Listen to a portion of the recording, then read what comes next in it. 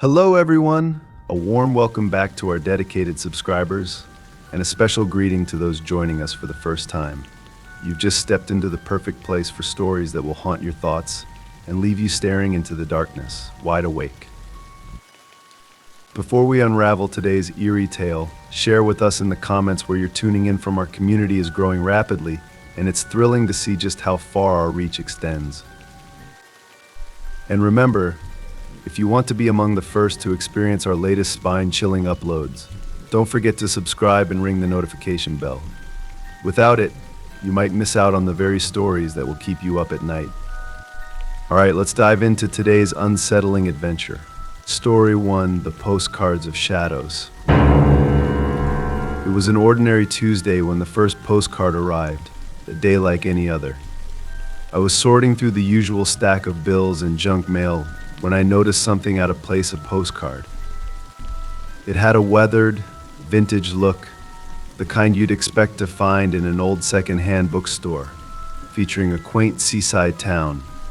The view was familiar. It was the same town I had visited the previous summer. I turned the postcard over, feeling a strange sense of unease. The message was short and cryptic. The waves hold your secrets, but beware the tide. My brow furrowed. I didn't recognize the handwriting, and there was no signature, just the vague, unsettling message. I laughed it off, chalking it up to a prank or a misguided joke from a friend, but a seed of doubt had been planted. As the days turned into weeks, more postcards began to arrive. The second one came 2 weeks after the first. This one depicted a picturesque mountain trail, eerily familiar. It was where my brother and I had hiked the summer before. The message on the back read, "The shadows whisper your name. Trust no one." My heart pounded as I stared at the card, trying to brush off the growing paranoia. Who could be sending these? I showed the cards to my best friend, Lisa, hoping she could help me make sense of it. But she just laughed. "It's probably someone messing with you," she said, dismissing it as harmless fun. "People are weird like that. It's nothing to worry about." Despite her attempts to reassure me, a gnawing sense of dread had taken root deep inside me. A third postcard arrived the following week, this time featuring a photo of a small cafe where I used to spend my afternoons sketching. The note on the back chilled me to the core. "They are watching you." Panic began to creep into my daily life, a shadow that wrapped itself around my every thought. I started feeling hunted, as though someone was trailing my every step. My routines changed. I avoided going out alone, always looking over my shoulder. I couldn't shake the feeling that I was being followed. The postcards came like clockwork after that, each one more disturbing than the last. Every card depicted a place I had visited: an old library, a local park, even the beach where I had spent a carefree day last summer. The messages were taunting, as if whoever was sending them knew every detail of my life. It felt personal, too personal. The mystery gnawed at me. I began keeping meticulous track of my movements, noting down where I went and who I saw. Could it be someone from my past? An old friend with a grudge? Or perhaps it was something much darker, more insidious? One evening, as I sat surrounded by the postcards, I spread them out on the coffee table and began to study them more carefully. There had to be a pattern. Each postcard seemed to mark a specific moment in my life, a map of my recent past. I began laying them out in chronological order, following the trail of places I had visited. What I discovered sent a chill down my spine. The postcards weren't just random, they formed a pattern, almost like a puzzle waiting to be solved.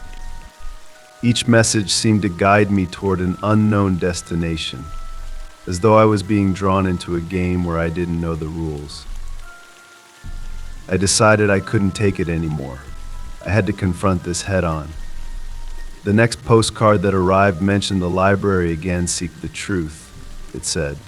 So that's what I did. The library had been my sanctuary as a teenager, a place of refuge where I could lose myself in books and stories. As I walked through its familiar halls, the scent of old books and musty paper filled the air. But this time, the comfort I used to feel was laced with unease. I felt like I was being watched. I scanned the shelves, searching for anything or anyone out of place. Finally, in the section where I used to spend hours reading, I saw a postcard slip between the pages of a book one had loved as a teenager. My heart raced as I pulled it out. This one was different from the others. It was blank. No message, no signature. Just the same old postcard. It felt like a clue, but I didn't know how to decipher it. I tucked the card into my pocket and hurried home, my mind racing. Once there, I spread out all the postcards again, tracing the routes they had guided me along. The messages kept replaying in my mind, each one more haunting than the last. I couldn't shake the feeling that I was part of something much bigger, something I couldn't yet understand. The next morning, another postcard arrived. This one depicted the library itself. The message: "You found the first piece. Seek the truth." My hands trembled as I read it. Whoever was behind this knew exactly what I was doing. I was being watched. Of that I was certain. I barely slept that night, my thoughts spinning with possibilities. I was determined to get to the bottom of this. The following day, I decided to return to the beach, the one where I had spent that peaceful summer day. Maybe there were more clues there. I arrived at the beach just as the sun was setting, casting an orange glow over the water. The waves crashed rhythmically against the shore, the salty air filling my lungs. Despite the beauty of the scene, I felt a strange pull, an urge to wade into the water, as if something was calling me. I walked along the shore, lost in thought, when I noticed something half buried in the sand, a small, weathered box. My heart raced as I knelt down to dig it out. It was a simple jewelry box, old and worn by the elements. I opened it carefully, revealing a collection of photographs and letters, all yellowed with age. As I sifted through the contents, a realization hit me. These were photos of me. Me and my brother at the cafe, my friends at the park, and even some strangers whose faces seemed vaguely familiar. The letters were addressed to me, written in the same handwriting as the postcards. My breath caught in my throat as I read the final note: "You are connected to a past you cannot remember. The shadows hold your truth, and only by uncovering them can you be free." Tears welled up in my eyes as the pieces of the puzzle began to fall into place. This wasn't just about being watched. I was part of something much bigger, an intricate web of history and memory that I had been unaware of. The postcards, the photographs, the cryptic messages, they were all leading me to a truth I had long forgotten. But now I was determined to uncover it, no matter what the cost. The shadows held my past, and I had to confront them to find my freedom. Story 2: The Forgotten Reunion. The family reunion was meant to be a joyous occasion, a gathering of relatives who hadn't seen each other in years. Laughter and the smell of grilled food filled the air as cousins, aunts, and uncles shared stories and memories. The expansive backyard of my Aunt Carla's house was the perfect setting, complete with freshly cut grass and picnic tables spread across the lawn. Among the familiar faces, one stood out: Ryan, my cousin who had always been something of an enigma. He arrived late, slipping into the crowd with his usual quiet demeanor. His tall, lanky figure seemed more shadow than person, his presence barely noticed by the others. Despite his apparent calm, I could sense something was off. His eyes darted from group to group, not settling on anyone for long. There was a tension about him, subtle but undeniable. As the evening wore on, I noticed that Ryan had disappeared. At first, I shrugged it off, thinking he might be catching up with someone in a quiet corner. But as the hours passed, I started to worry. I asked around, but no one seemed to have seen him leave. A chill crept into the warm summer air as the sun dipped below the horizon, casting long shadows across the yard. Something wasn't right. Determined to find him, I wandered toward the edge of the property where a dense forest bordered the backyard. The laughter of my family faded behind me as I ventured closer to the tree line. That's when I saw a faint flicker of movement among the trees. My heart raced as I stepped cautiously into the woods, the cool air prickling my skin. There, standing at the base of a large oak tree, was Ryan. His back was to me, and he was staring intently at something just beyond the trees, his posture rigid. I called out to him softly, but he didn't respond. Slowly I approached, my unease growing with each step. "Ryan," I said again, my voice louder this time. He turned abruptly, his eyes wide and haunted. His expression sent a chill down my spine. This wasn't the carefree cousin I remembered. His face was pale, his features tense as though he had seen something he couldn't explain. "You shouldn't be here," he muttered, his voice shaky. "What are you talking about?" I asked, confused. "What's going on?" He glanced nervously back toward the darkness between the trees. "There's something here, something watching us."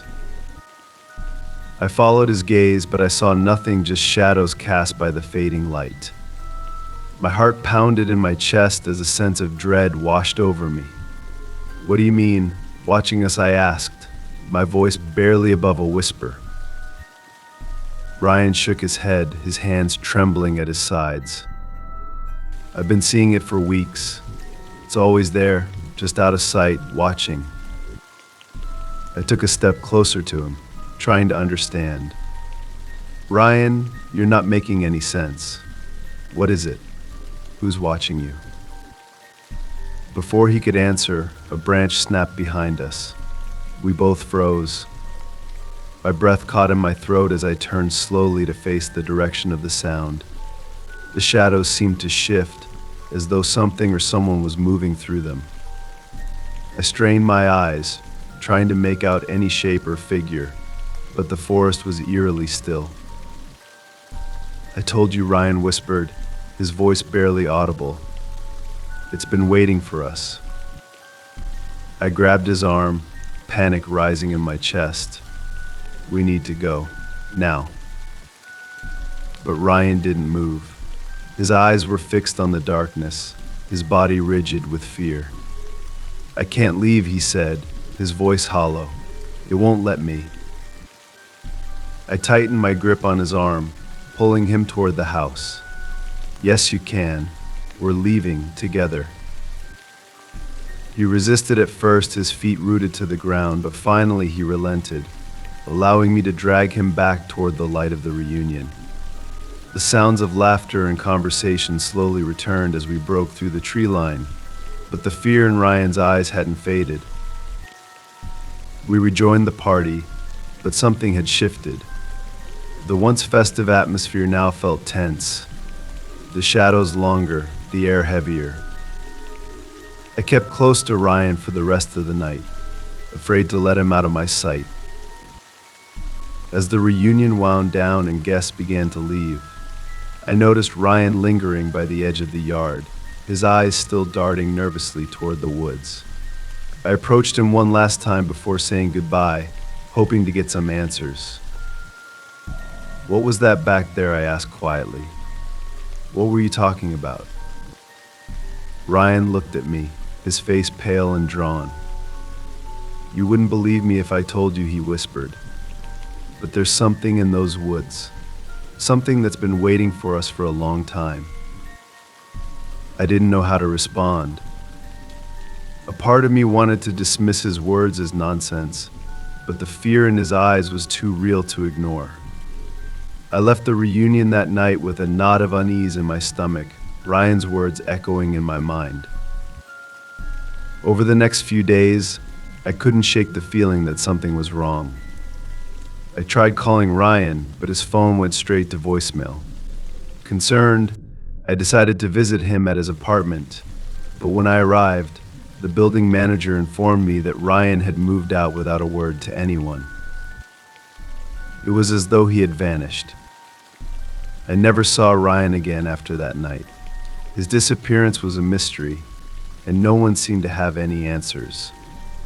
The family speculated about where he might have gone, but no one knew for sure. I often thought about that night in the woods, wondering what he had seen, what had terrified him so deeply. Years later, during a family gathering, my Aunt Carla mentioned something strange. She told me about an old legend tied to the woods behind her house, a story about a spirit that watched over the land, waiting for the right moment to take those it deemed worthy. It was then that I realized Ryan hadn't been imagining things. Whatever he had seen that night, it was real and it was still out there, watching. Story 3: The Warning Call. It was a typical Tuesday evening, and I was enjoying a quiet dinner after a long day when my phone rang, breaking the peaceful atmosphere. I glanced at the screen and saw an unknown number. Normally I would have ignored it, but something compelled me to answer. "Hello," I said, still chewing my food. The voice on the other end was urgent, low, and strangely familiar. "Listen carefully. You need to cancel your plans for Saturday. Don't go to the event. I froze, dropping my fork. Confusion swirled in my mind. "Who is this?" I demanded, my heart beginning to race. The voice continued, now laced with a hint of panic. "Just trust me. You'll regret it if you geo. A chill ran down my spine. "Why should I trust you? Who are you?" I asked, the anxiety rising. There was a brief silence, and then the voice replied, heavy with gravity, "I'm you. From the future. My blood ran cold. The voice sounded like mine, distorted but recognizable. "You have to believe me. Something bad is going to happen if you geo. I couldn't believe what I was hearing. Was this some kind of joke? My heart pounded in my chest. "This doesn't make any sense," I said, my voice shaking. "How do I know this isn't a prank?" The voice sighed, sounding tired, as if carrying the weight of too many regrets. "I wish it were a joke, but I can't give you specifics. Just know that if you go, it will change everything. Stay home. The line went dead before I could ask any more questions, leaving me holding the phone in stunned silence. A million thoughts ran through my head. Was this real? How could it be?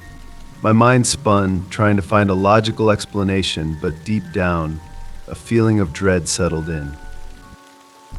Over the next few days, I tried to brush it off. I shared the story with my best friend, Jamie, over coffee, hoping she could shed some light or at least laugh it off with me. "It sounds like something out of a bad sci-fi movie," Jamie said, raising an eyebrow. "But honestly, if I were you, I'd reconsider going. What's the worst that could happen by staying home?" I forced a laugh, but her words only fueled my growing anxiety. I had been looking forward to the art exhibit for weeks. It was a chance to reconnect with friends, to enjoy a night out in the city. Could I really cancel based on some bizarre phone call? As Saturday approached, the unease I had been trying to ignore came back in full force. I spent the day vacillating between excitement and fear. The exhibit was supposed to be fun, a break from the monotony of work. But the warning echoed in my mind, refusing to let me enjoy the anticipation. I stood in front of my closet, staring at the outfit I had picked out for the night. Hours passed, and despite my growing doubts, I texted Jamie to confirm our plans. "Can't wait," she replied. "It's going to be amazing. Her excitement was contagious, and for a moment I let the thrill of the night wash over me, pushing the warning to the back of my mind. But as I left my house, locking the door behind me, a strange feeling of foreboding settled in the pit of my stomach.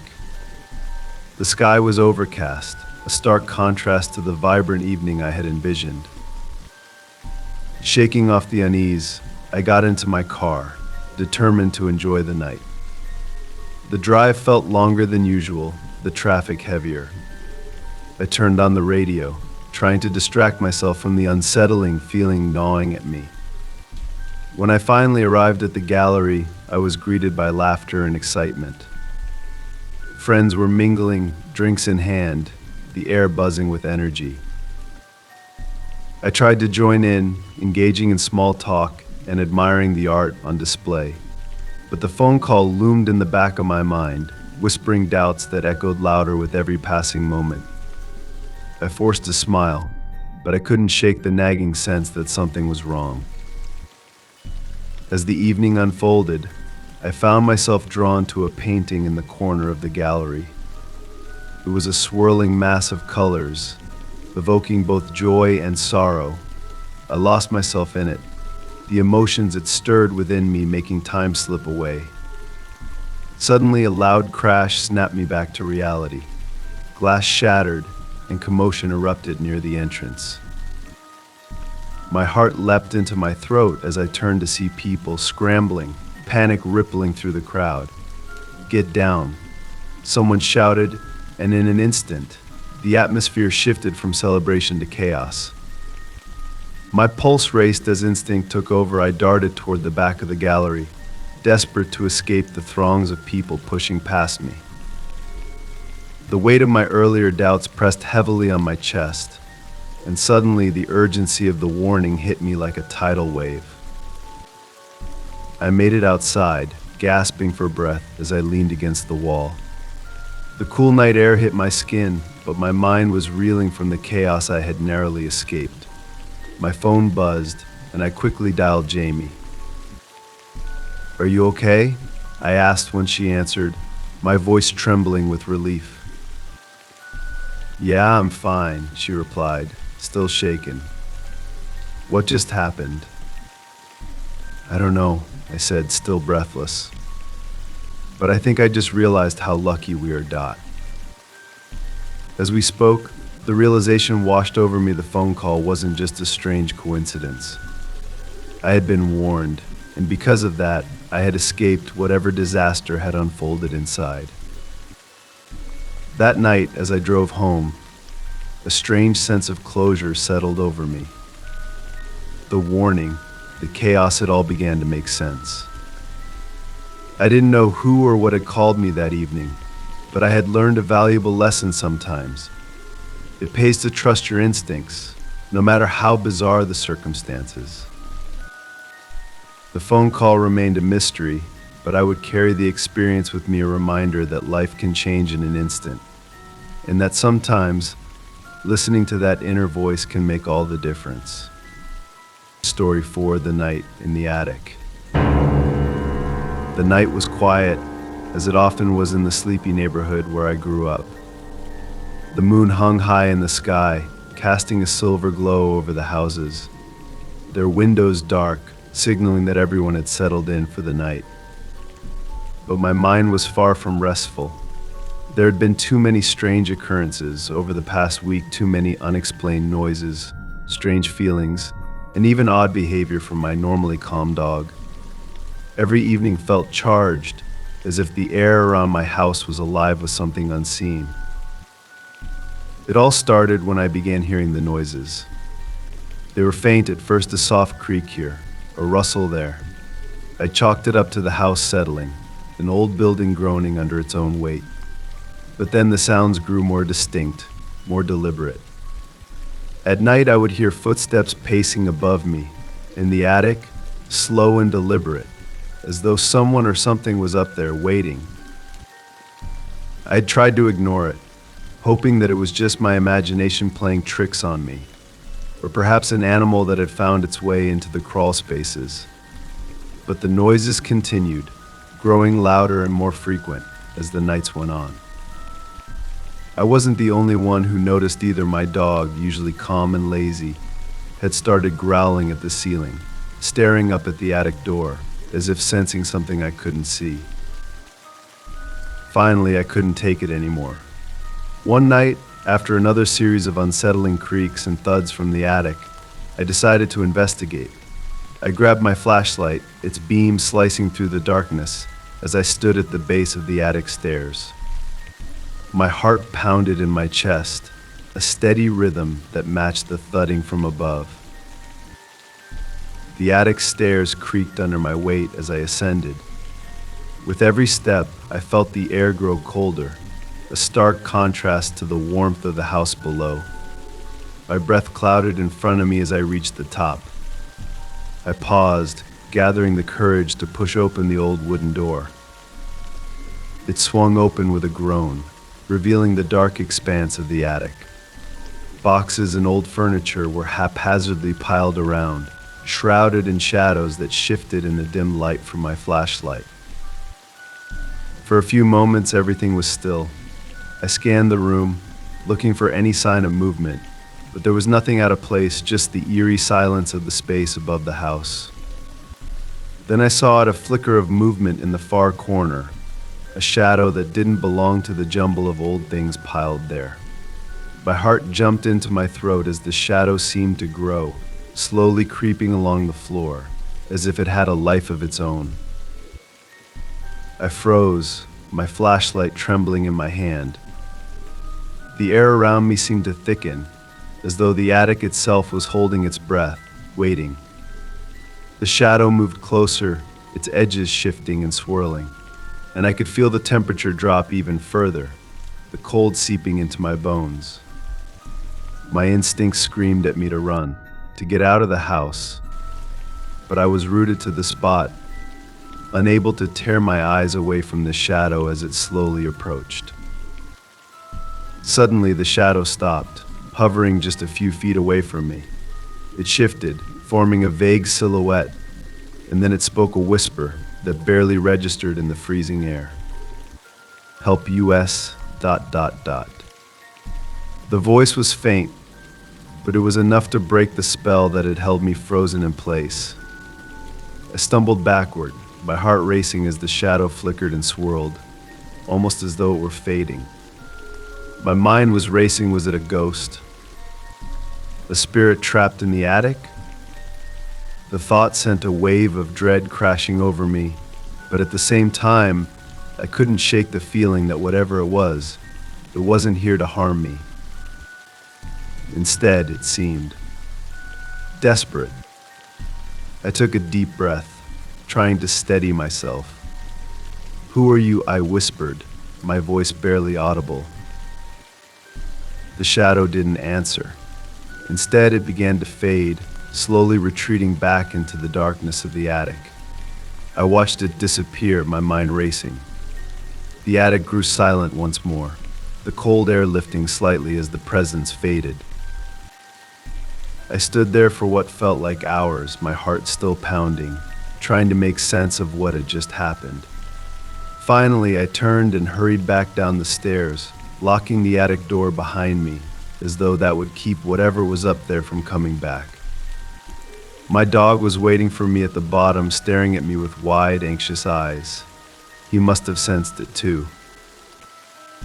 That night, I barely slept. Every creak of the house set me on edge. Every shadow seemed to shift and move in the corners of my vision, but the attic stayed silent.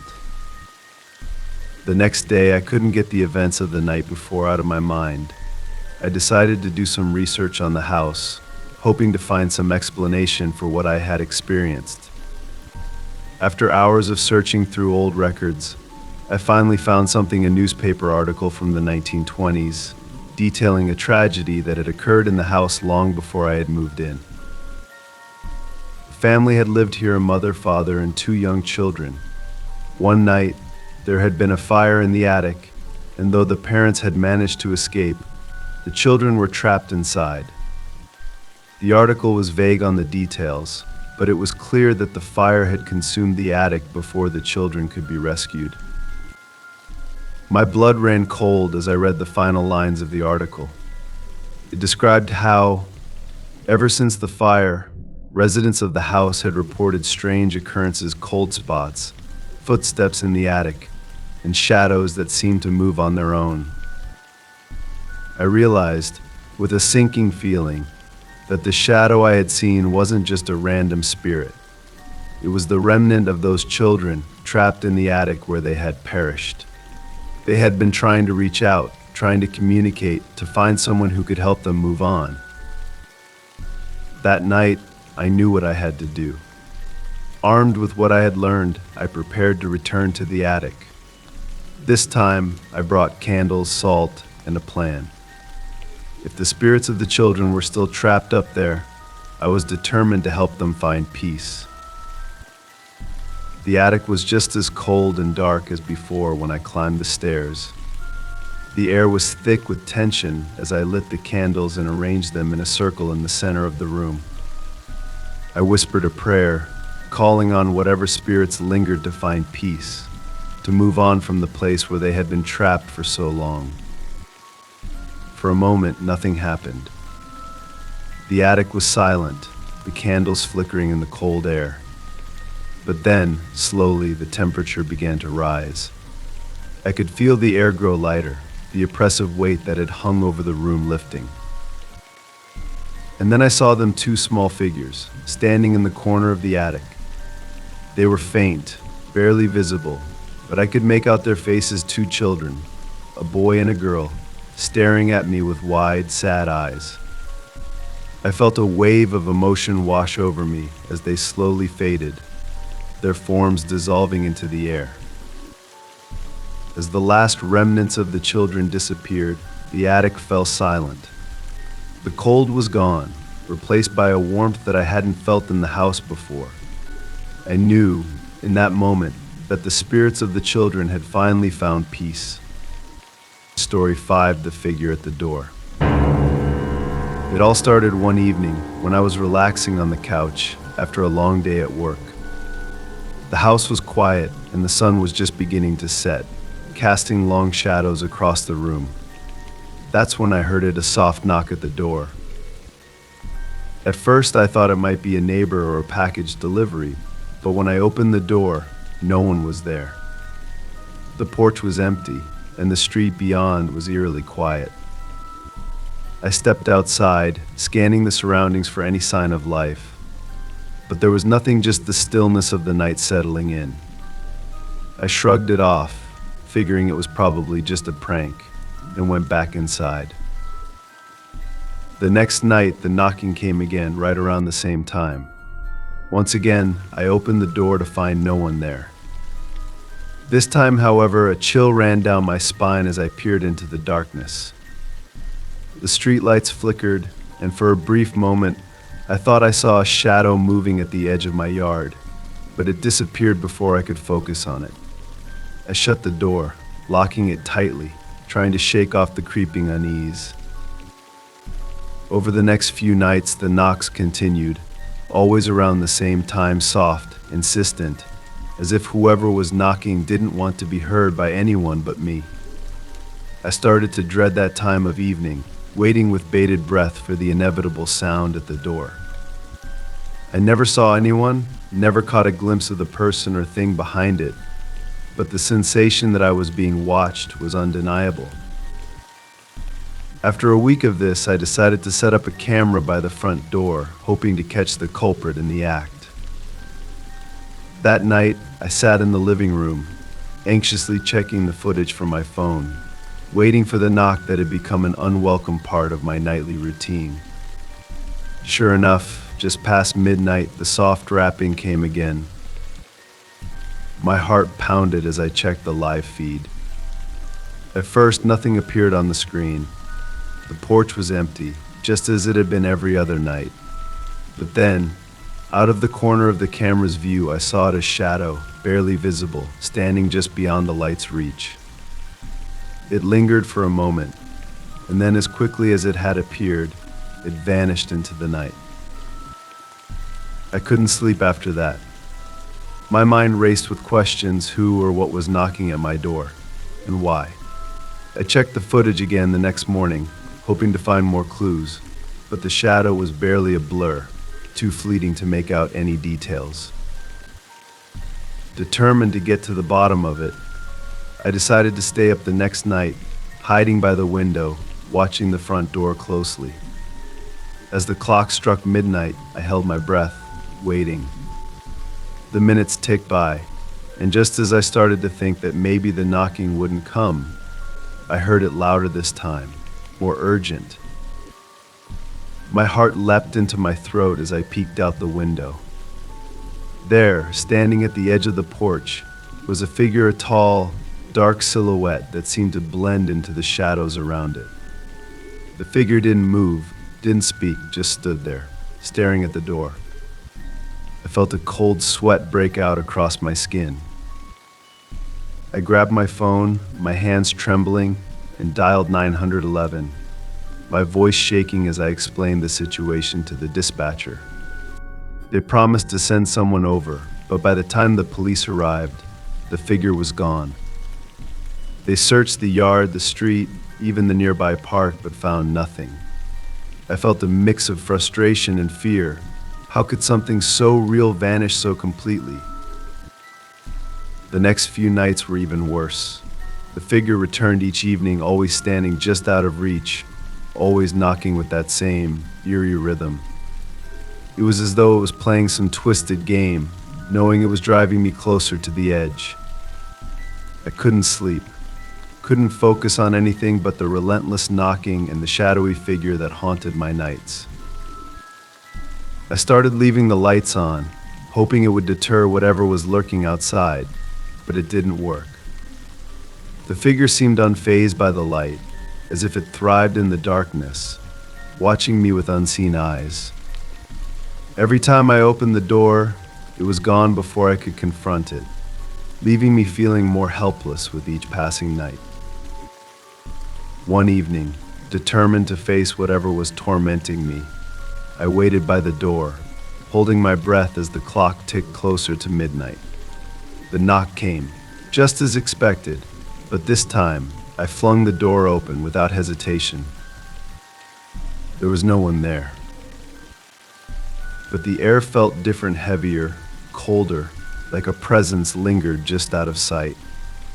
I stepped out onto the porch, my heart pounding in my ears, and for the first time I heard something else, a whisper, faint and unintelligible, drifting through the night air.